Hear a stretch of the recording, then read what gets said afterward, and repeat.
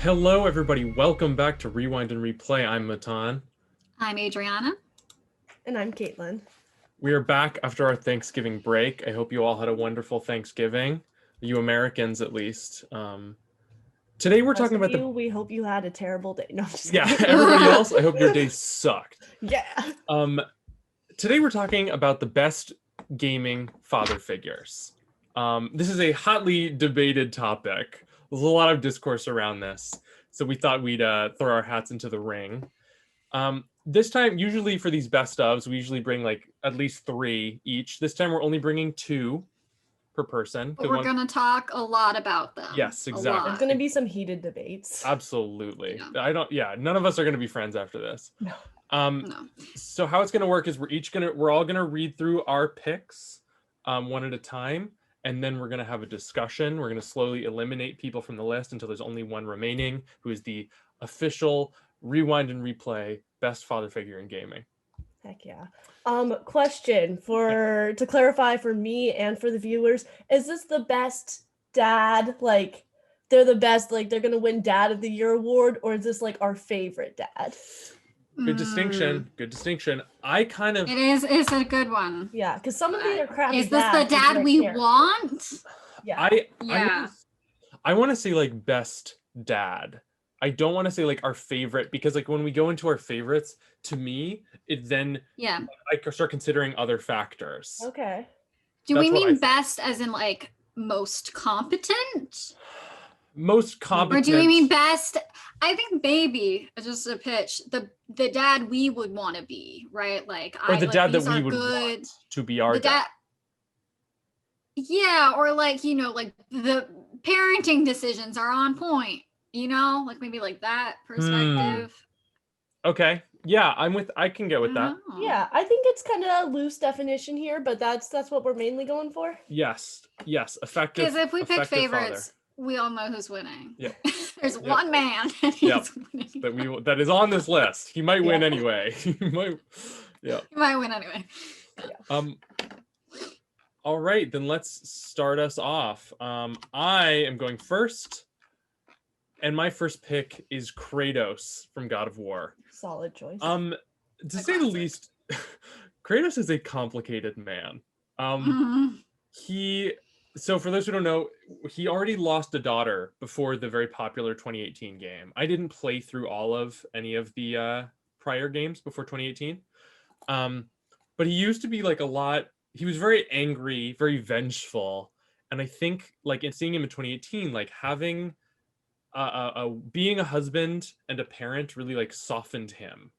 Not that he still isn't very hard, but didn't he also wasn't he the one that killed his daughter on accident?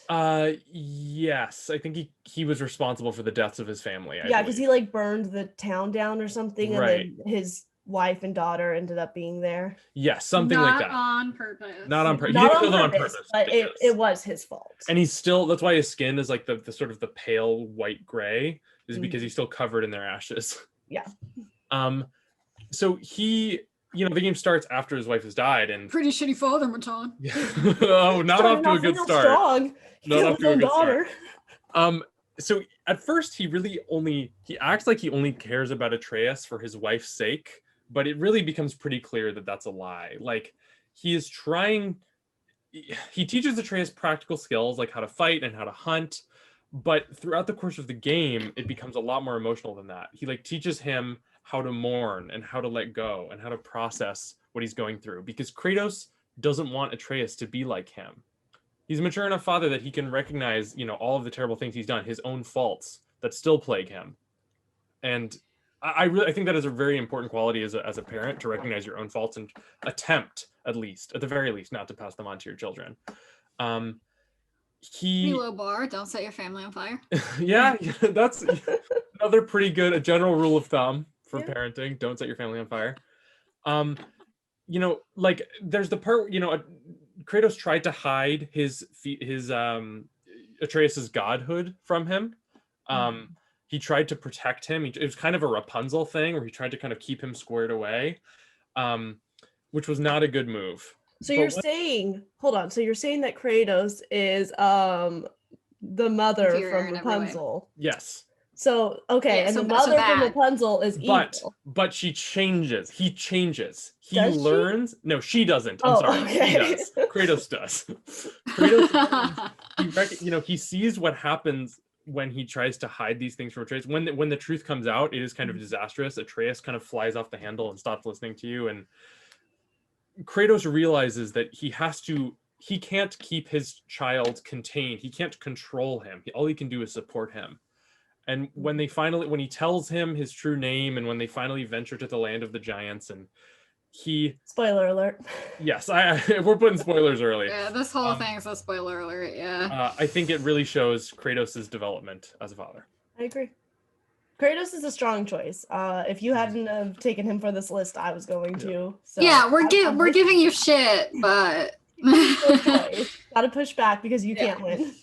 We need a tally of who's won so far. Yeah, we should do that. Somebody do that. I don't think Matan's is Matan. I think maybe the sword. I think I got Green Lantern ring, right? Oh yeah, you're right. I didn't win sword though, I don't think. I think I won sword. I think I don't remember who brought. I think I brought Kratos's the blades of Chaos. Blades of Chaos. You Yeah. did it. Yeah. Okay. Heck yeah. I remember being really mad that Buster Sword didn't take it. But anyway, Caitlin, you're up.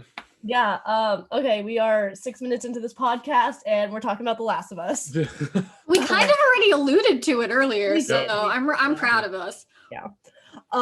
So we got Joel. I don't even know if I need to really explain. If you don't know The Last of Us at this point, go listen to all our other podcasts. Or go play. Listen to this podcast.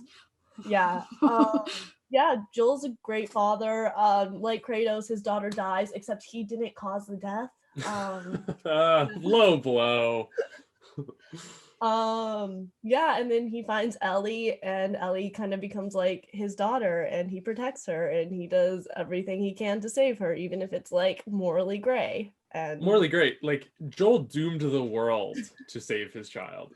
Yeah, that's a pretty great father. Whether or not Ellie thinks so is the entire part 2. Gotta say, one of the best parts of Whole part 2, thing. the flashback. Yeah. Oh yeah, heck yeah. Daddy He issues. literally finds a dinosaur museum for Ellie. That Yes. Chef's kiss, best father. That's also true. The birthday scene, yeah. Yeah. You can't top that.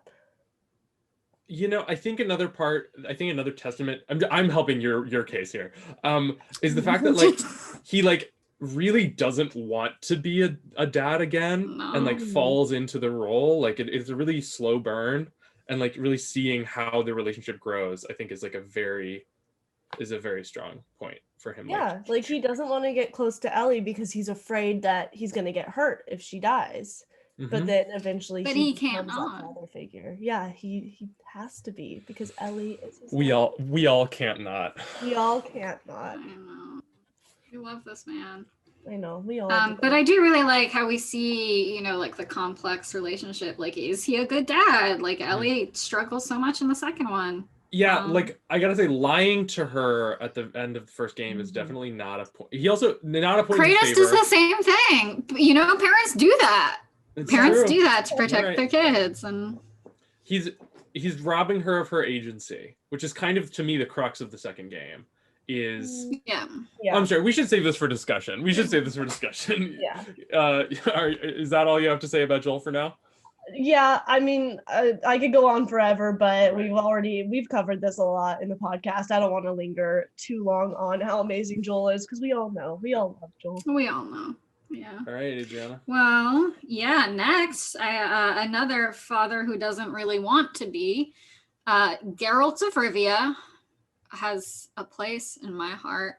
I know you guys haven't really been too into the series. Well, Caitlin hasn't, but she's a big important deciding factor. Okay. So fucking Geralt, man. I mean, if you've only seen the Netflix show, which is a thing, it's good, but this man does not want this child. This is not his responsibility. Oh, but damn, does he love her? Yep. It's particularly in The Witcher 3, because I think that's the game most people have played if they haven't played the whole series, right? We don't see Ciri, we don't, in the present moment, till like pretty far in the game. The whole game is about finding Ciri.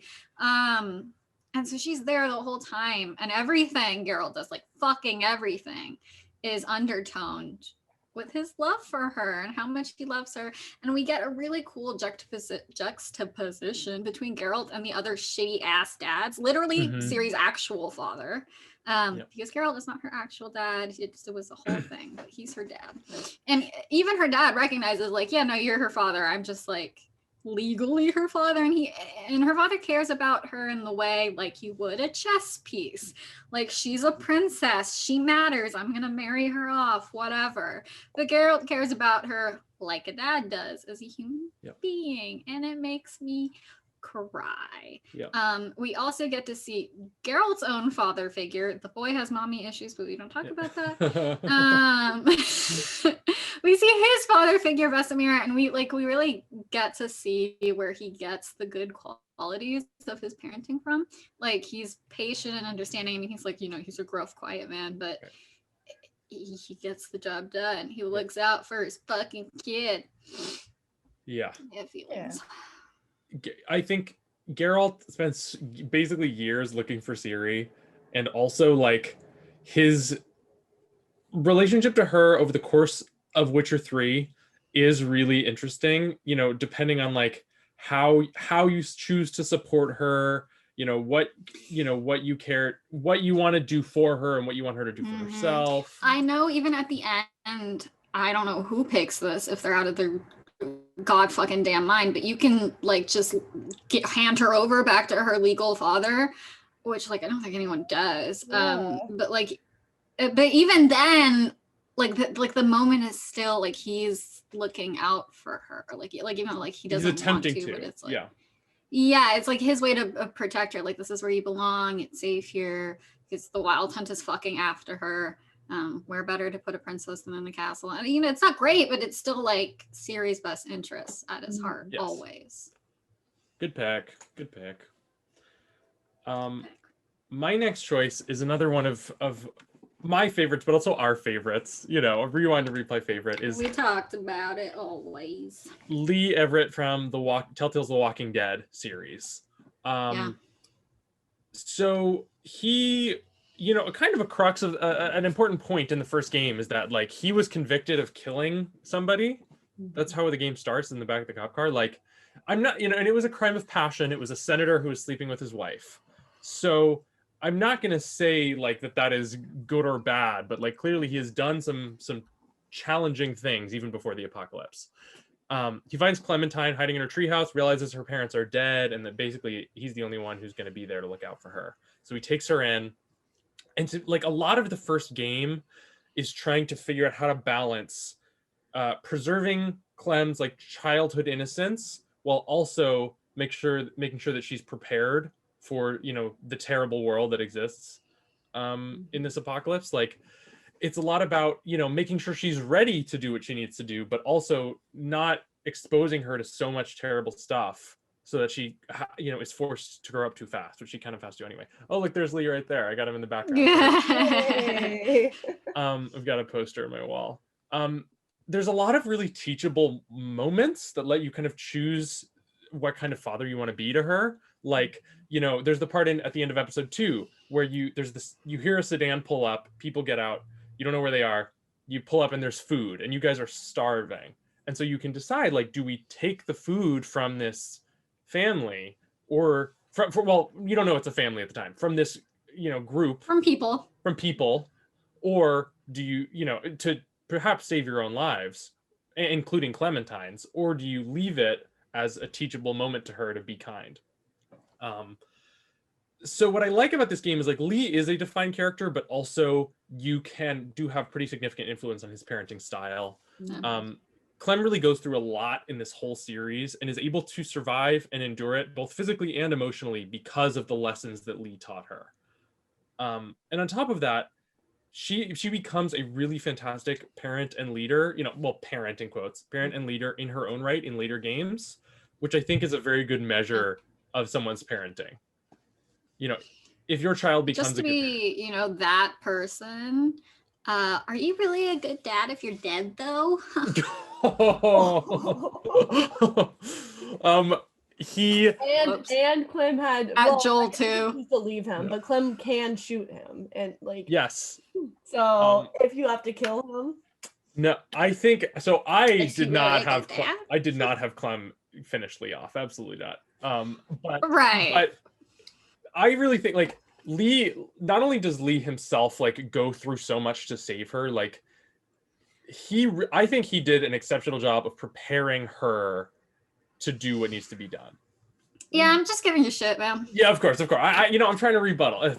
Just absolute. Like Lee and Clem are two of my favorite characters in video game ever. No, Lee is a really solid choice. Yep. Points at my hat. Yes.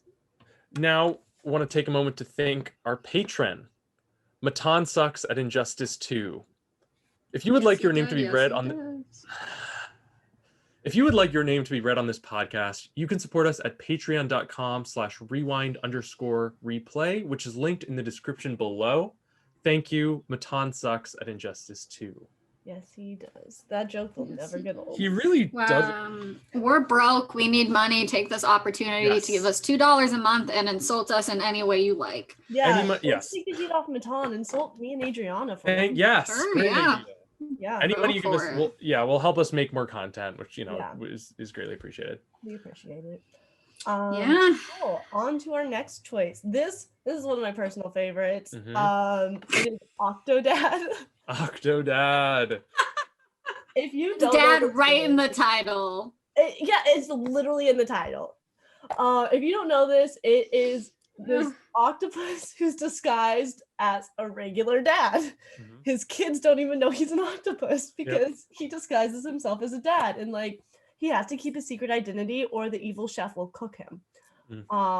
And he just does his life normal. He goes around the house doing household chores. He goes to the grocery store. He goes with his family to the aquarium. He's just a good dad. And this is spoilers for the game. I have not played the full game, and I'm very sad because like I accidentally spoiled this, and it seems really cool, and I really want to play the game now. But his family gets kidnapped, and I think it's by the evil chef, and he has to go reveal that he's the octopus to save his family. So he reveals his greatest secret and puts himself in danger to save his family. What better dad is there than that? Truly. I know. A real sacrificing fish. Yeah. He's a great dad. He just wants to spend time with his family, even though he's an octopus, octodad. What I think is good about this pick is like most of this game is being a normal dad. Yeah. And so I think like that is where Octodad stands out. It's a lot of these guys, they're in really dramatic situations. Octodad is consistent. Yeah, he's just a dad. He is a loving father. Yeah. I mean, everything else, like there's other shit going on. Like there's a whole ass, plot happening. Here is just don't let your tentacles pop out. Right. Be a father. Because he wants to be there for his kids. Absolutely. He doesn't want to get got. Great choice. Great choice. Really a dark horse in this race. Honestly, and I think he's gonna win. Personal favorite. I'm down. You know what? He hasn't done anything morally questionable. He hasn't murdered anyone. Yeah, true. Great point. He didn't.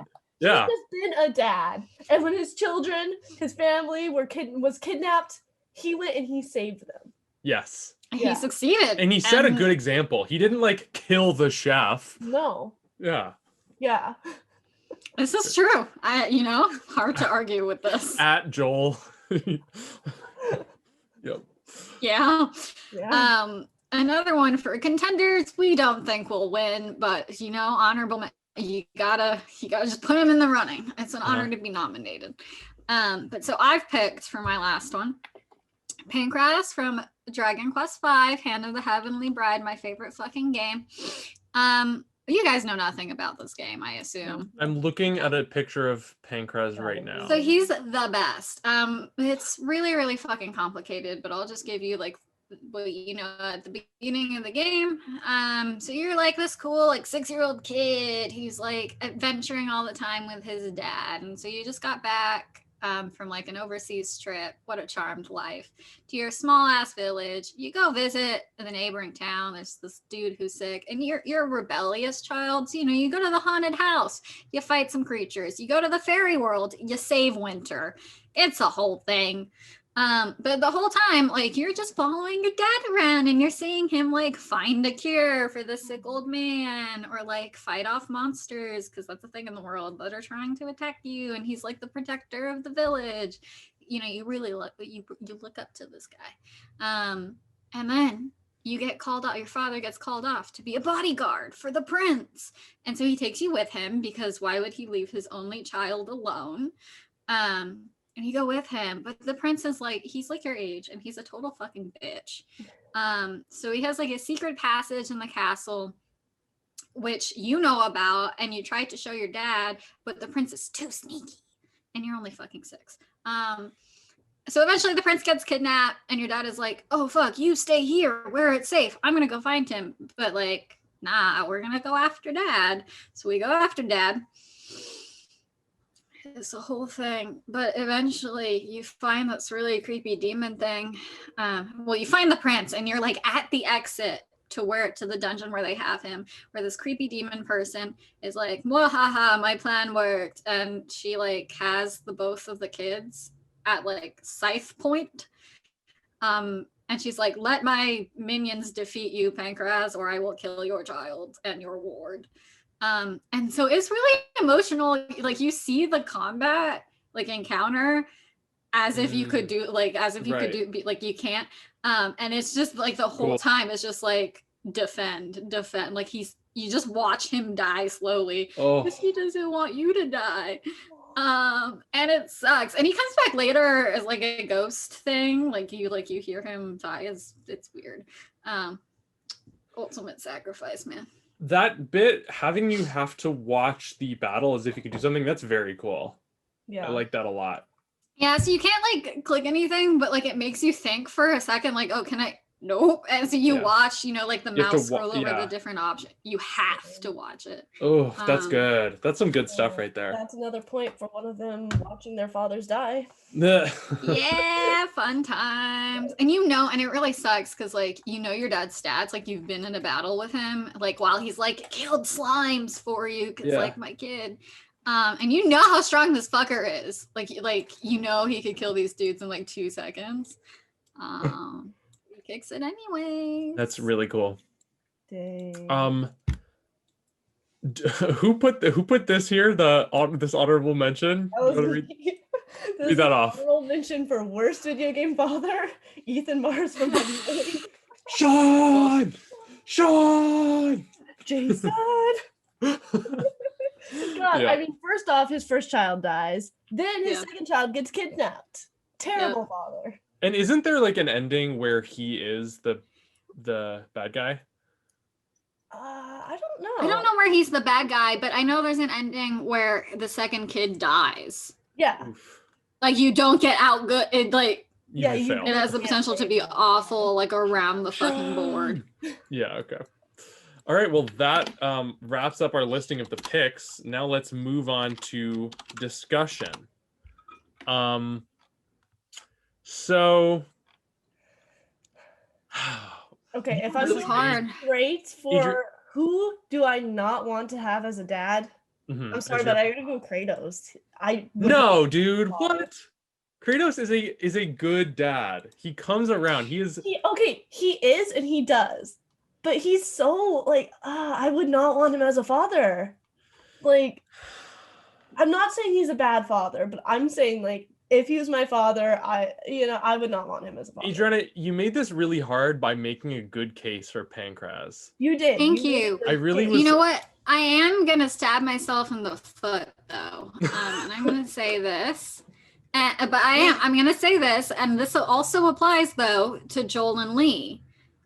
They failed. They died. Mm-mm. They can't protect you anymore. No. Okay, hold on. Lee did not fail. I will pull this back for Joel. Joel died after Ellie was already an adult. So he did his job with her as a child. And he saved her. You're always a parent. You are always a parent, even if Ellie they're an doesn't adult. need protecting anymore because she's an adult. Yes, but I agree with this a little bit on Joel's front, where like Joel did some like serious emotional damage to Ellie. Like clearly the whole game is about how she doesn't have her issues worked out. The second game. Lee, She doesn't know how to cope with anything. Lee made Clement. I did a calculation once for named characters, the survival rate in the Walking Dead games, and it was something like the survival rate was like 2%. Clem is one of that 2% because she lives, she survives, and she doesn't lose her hope either. This is true, and Clem does grow up to be like a good parent. Yes, exactly. Okay, but Lee's a strong choice for me. He's definitely not Lee going. is also a strong choice for me. Because Clementine is fucked up, but she's not as fucked up as Ellie, I think you should say. Yeah. Fucking Elizabeth. So yep. I'm gonna say the bottom three right now. I think you're right that I don't know if I would want Kratos to be my dad. To me, the bottom choices right now are Octodad and Kratos. Don't you dare come for Octodad. Yeah. I do think Octodad is a really good dad. However, we're talking about gaming, and while this is a game, the stakes just aren't as high as the other games. We don't kidnapped, and he saves them. That's true. But that's just kidnapped. There's no zombies. There's no wild hunt. There's but there aren't any, so you don't know. You don't know if Octodad could have done well in those situations. Caitlin, right. Very well could have. Who would you cut right now? Caitlin. Who would I cut right now? Yeah. Kratos. I don't know. I don't know. I'm down. We have to cut eventually. We have to cut eventually. Fine. I'm sorry. Kratos is a good father. He does a great job of protecting his son. He's just not. I wouldn't want him as a father. Fine. It's the same reason that we have a lot of issue with Joel, in that you done doing fucked up shit to protect your kid. And while I respect that, and it keeps your kid alive, it's still fucked up. Kratos is a really good father, but I understand. And I love Kratos as a character. But as a father, if I had Kratos as a father, I'd be fucked up. All right, I hear you. Can I apply that same line of logic to Joel? I don't know about that. Elizabeth is not. She's not okay. But she never gets resolution with him ever. They had like a year for Joel to man the fuck up and make her talk to him. And he tried, all right? Like, I'm not saying that Joel didn't make some big fuck ups, but like he tried. He showed up to her house and he sang her that song on the guitar at the beginning of Last of Us 2. And there's the flashback we get at the very end of the game where they try to talk it out. Like, I'm not saying he didn't try. If he hadn't have died, he would have fixed it, but he died. Well, but he died. I don't look. That's not his fault. I think that Joel. Well, it actually is his fault because he killed everyone in the hospital and he got himself dead. Joel. It is technically his fault. Joel took Ellie across the entire country, killed so many people to protect her.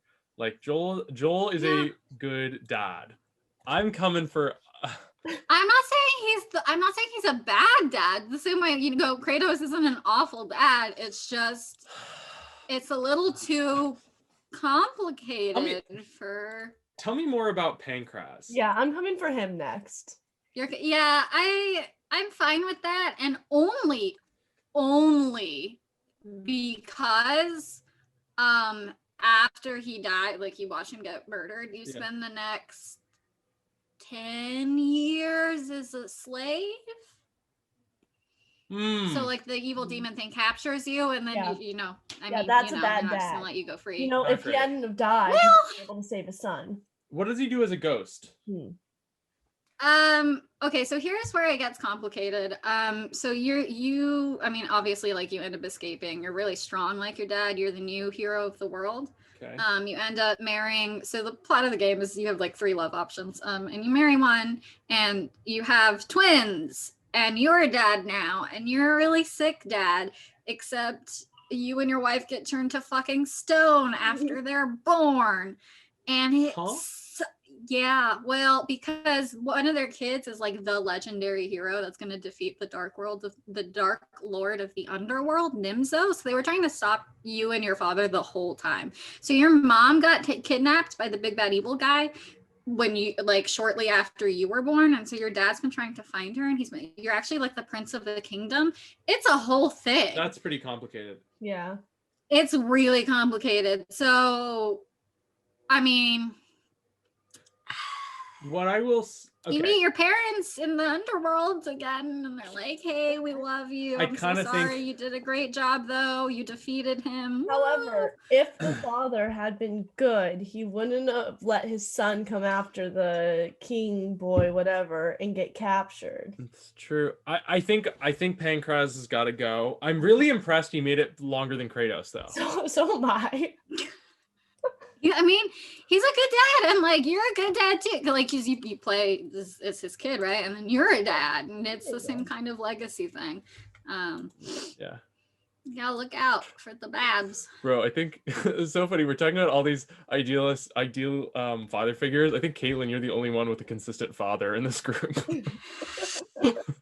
Heck yeah. Wolf. Okay, now I'm coming for Caitlin. Yeah. Octodad has to go. Octodad has to go. So I think Octodad has to go. I'm coming a great for you, pick. Caitlin. I think that the competition is too stiff for Okay. Octodad. Okay, I'll take it. Octodad, you made it far. He did. Octodad is a really great pick, Caitlin, and I don't want to undersell that. I think just like objectively, Lee's better than Octodad. Yeah. Geralt's I better agree. than Octodad. And Joel's Joel's better than Octodad. Yes. So we each have one pick left. Hold on, but if Ellie had Octodad as a dad, Last of Us 2 would not have happened. She would have been like emotionally stable. She would have had a nice home with Dina. Like she would have. Yeah, Caitlin, you make a Doesn't very he good like point. never speak? He only says like blah, blah, blah, blah. yeah. You know what, Caitlin, I kind of want to cut Joel and bring back Octodad for that point alone.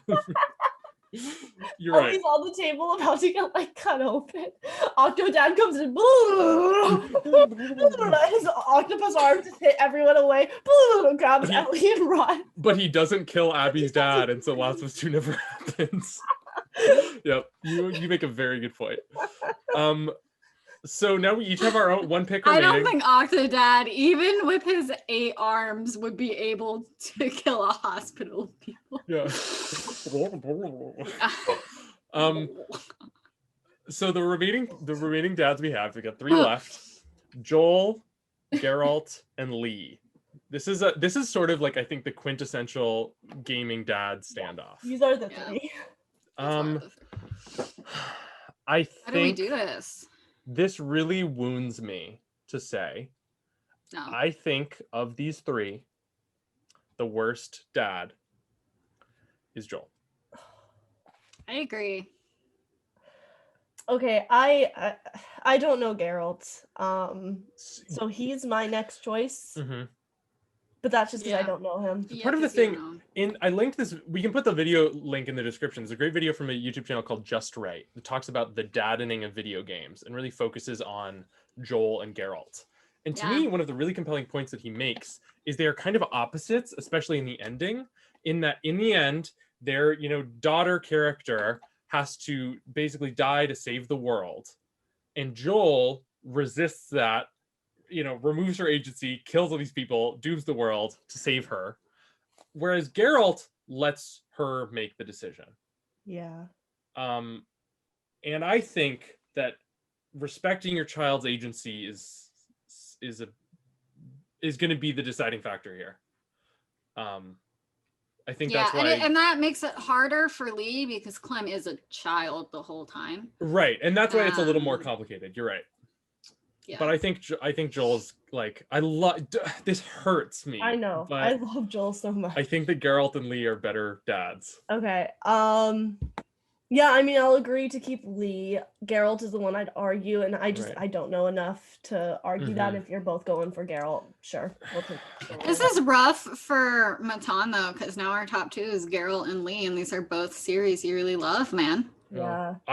This is crazy, and I will talk about this more another time. I actually never could get into The Witcher 3. I couldn't get it. But I know a lot about it. I read the books and I watched the show, and I am a big fan of Geralt. And I think that Geralt is at his ultimate dadness in 3 as well. That's fair. We're like, I think we talked about that. Mhm. Yeah. So now Geralt and Lee. This is this is really hard. Caitlin, I know where you stand. I know. Well, it's hard when it comes down to one that I know super well and one that I don't really know. Right. Here's one thing. Lee like really Geralt doesn't die on you. Bro, chill. Is Geralt a convicted murderer? Probably, honestly. He probably has been convicted somewhere. A murderer? Yes. Lee, like, it's not that Geralt doesn't choose Ciri, but he is a bit more begrudging at the beginning. Like, Lee really, like, steps up to the plate. It's like, oh, we're in this fucked up world. My leg's injured. I don't know what's going on, but I'll take care of you, kid. Yeah. To me, another big part, like, both of these games are pretty heavy on the choice base as well. Yeah. So like, Lee and Geralt are characters, but they're also significantly influenced by the player. I think another way to look at this is sort of the anti-dads in each game. So like, in most of these, I think all of the characters we had just about have like a character foil. For Geralt, that would probably be Bloody Baron, right? Adriana? She's having some issues. That would be that's it. Lee wins. Yeah. She's gone. She's gone. Let's take it. No.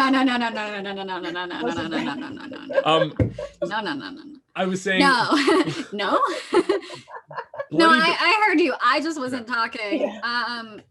Yeah, I mean, I think his foil would have to be the Bloody Baron or Emperor Emir. Yeah. Probably more the Bloody Baron, just because he's so much shittier of a fucking father. Yeah. And so the Bloody Baron basically like abused his wife and his daughter, and they end up like running away from him, and sort of he like enlists Geralt's help to find them. And that's how you uncover like his abuse and how he's a drunk and all the terrible things he did to them. And he is remorseful. Like, it's not like he's lying. He is genuinely remorseful. But that doesn't make up for all the damage he's done over years, decades. And you see, like, Geralt takes a much, well, you know, you get to choose as Geralt, but like Geralt takes a much more empathetic approach, you know, and I think generally like he is much more supportive of Ciri being like an independent person. I think that's significant. Lee lets, go ahead. Compare them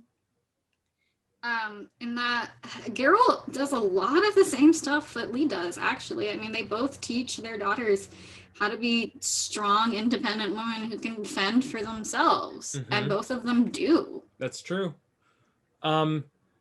We see, specifically if we're talking about Witcher 3, like we see more of Clem after Walking Dead Season 1 than we do of Ciri after Witcher 3. And to me, like, Clem is probably like one of the best adjusted people of her age in this apocalypse. I mean, she was like 7, or I think she was 8 at the beginning of the apocalypse, and like she really becomes an independent person at a very young age. Like, I absolutely could not do the things that she did when I was her age. And it's hard to watch her, hurt, but it's also really great to see the ways in which Lee did preserve sort of her childhood in little ways. Like in some of the ways in which she interacts with people in season 2 when she's a couple years older, like there are still little things that she really does.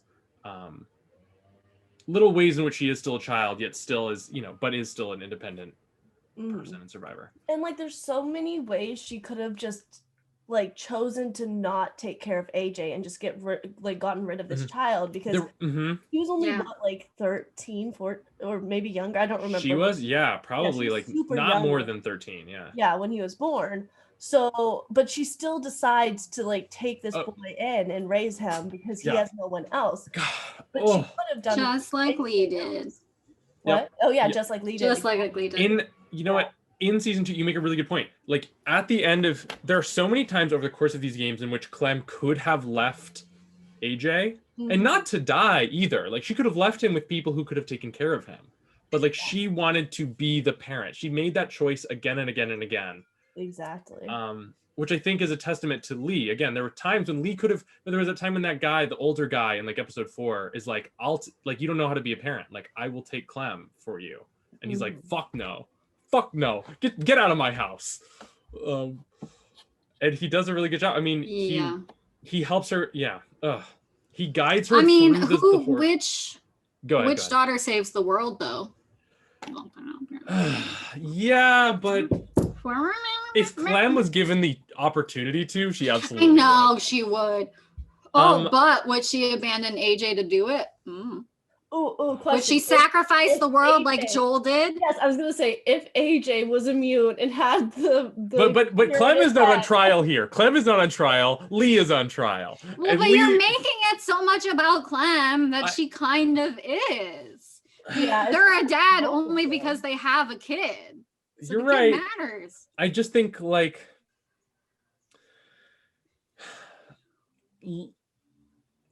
to me, Lee had faced more adversity. Not that that Geralt didn't, but he faced more adversity in his parenting, and I think he did a better job. I think that Lee takes it for me. I think this is really tough to call, but I think that Lee did a better job, like making Clem, parenting Clem, than I think that Geralt did for Ciri. I think my vote's got to go for Lee, unless you want to convince me. I don't know how. I don't think I can convince Matan, because Matan knows everything about the series.